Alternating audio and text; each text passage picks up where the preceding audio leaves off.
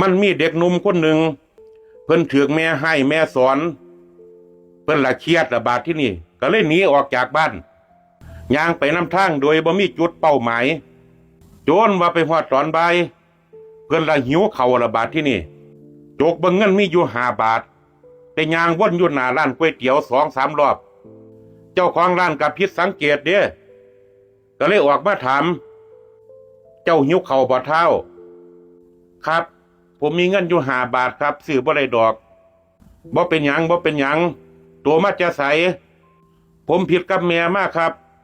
แม่เพิ่นให้ผมด่าผมได้เครียดเจ้าหิวข้าวแห้งเนาะ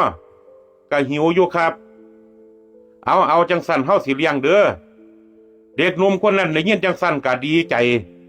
ไปไหว้แล้วไหว้อีกไหว้เจ้าของร้านโจนว่ากินอิ่มเจ้าของร้านก็เลยถามเป็นหยังตัวคือไหว้เฮาคักแท้เด็กหนุ่มคนนั้นก็เลยตอบผมซาบซึ้งน้ำใจคุณนาครับที่เลี้ยงอาหารผมเจ้าของร้านได้ยินจังสั่นก็หัวขวนออกมาฮ่าว่าสั่นเด้เฒ่าเอ้ยเฮาเลี้ยงเขาตัวแค่มือเดียวตัวยังซาบซึ้งน้ำใจเฮา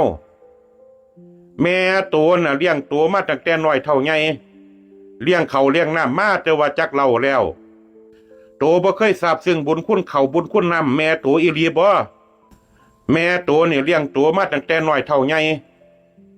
ตัวบ่เคยซาบซึ้งบุญคุณเขาบุญคุณน้ำแม่ตัวอีหลีติเท้าเด็กหนุ่มได้ยินจังสั่นก็ซาบซึ้งหัวใจระบาดที่นี่คิดได้